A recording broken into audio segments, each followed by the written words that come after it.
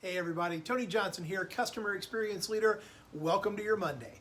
So, I was thinking a lot today about value and consistency and those kind of things, and that led me to think a lot about quality, which is one of the 4 pillars of our Great Service Comeback framework. And in case you missed it, it is time for the Great Service Comeback.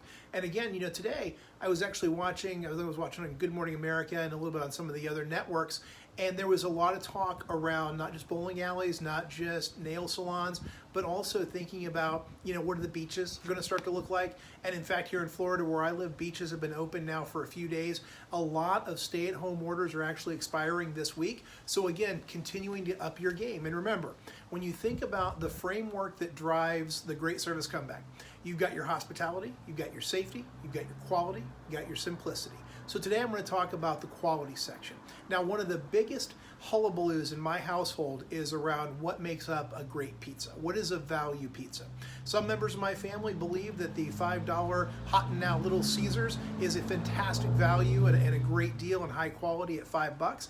I, on the other hand, am more of a Jets guy. I really dig going over there. It's a little more expensive, but I think it's a little more of a premium product. Now, the other thing I would mention is that kudos to Little Caesars, because they have had these hot lockers where you can actually order your pizza and then go and pick it up. And actually it was all contactless through the entire process. And they were doing that kind of before contactless was cool. So kudos to Little Caesars actually for thinking about what that was going to look like with those hot lockers where you go put in your QR code or scan your phone, and the next thing you know, you've got your delicious pizza. But let's dig in a little bit on this whole idea of value and quality. So when we think about value, it comes down to, is what you're charging a fair price for what someone gets from it? Which again is why, is a $1 taco or a $3 taco your idea of value? Well, it's in the eye of the guest and the eye of the customer, so you've got to make sure you're aligned there. But quality is really about consistency. So, are you providing the same product every single time? Is it the same level of quality? And is it, one that people can count on? I think restaurants are a great example of that. If you think about, going into a restaurant and one time, the steak is absolutely delicious. There's a friend of mine, we will actually go to an Italian restaurant, and this guy will not order a steak anymore at this Italian restaurant. And typically they do have a pretty great steak, but sometimes medium rare was like they passed it through a warm room, and sometimes it was so far cooked it was almost well done. Didn't know what to count on, didn't know what that steak experience was going to be. So literally this guy never orders a steak anymore at this restaurant, although when they get it right, it's wonderful, but he doesn't trust them.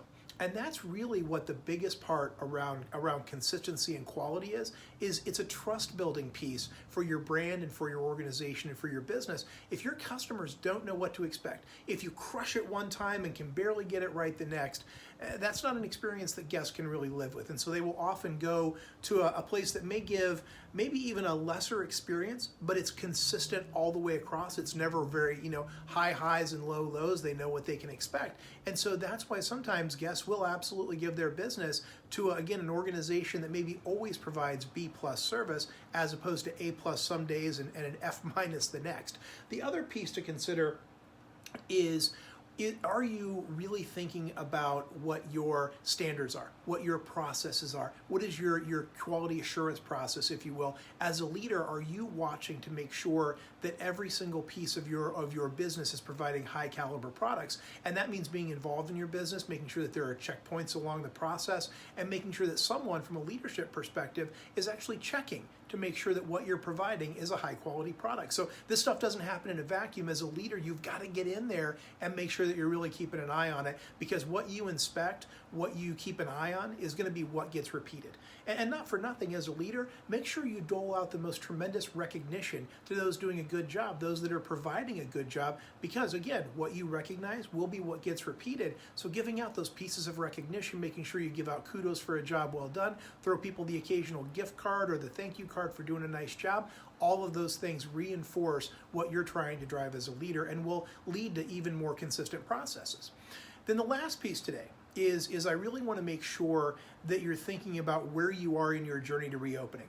And it's possible that you're thinking to yourself, oh my gosh, I may have knee-jerked a little bit at the beginning of this. I may have cut too deep. I may have furloughed too many people. I may have cut back on my business too much.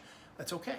The good news is you've recognized it, you're ready to move on it, and you can always go back and correct that. Pick up the phone, call back those furloughed employees, walk back some of those business processes that aren't working. Because remember, if you're not making some mistakes every now and again, you're probably not innovating, you're probably not trying new things, but don't stick with those things that aren't working too long. Call it. Say, you know what, that was a mistake, I need to walk that back and I need to try something else. But again, there is no qualms as a leader for saying, you know what, that didn't work, let's go back and try something else. And that, again, I think is a testament to fantastic leaders, those that are willing to say, yeah, we got it wrong, let's go ahead and walk that back, let's try something else. A wonderful way to make sure that organizations can innovate but not fall in love with practices and processes that maybe aren't going so well. So remember, I am here to help because we are in the middle of the Great Service Comeback. I am here for you every day live at 5:30 Monday through Thursday. Make sure you join me tomorrow, but also visit my website, igniteyourservice.com, or if you want to get right to the thick of the thing, igniteyourservice.com/comeback, because that is your homepage for the Great Service Comeback. So again, I am here to help you. Be sure to reach out if I can lend you a hand. Until next time, I'm Tony Johnson, your customer experience leader. Please like and share and subscribe so that you never miss a video. I'll see you tomorrow.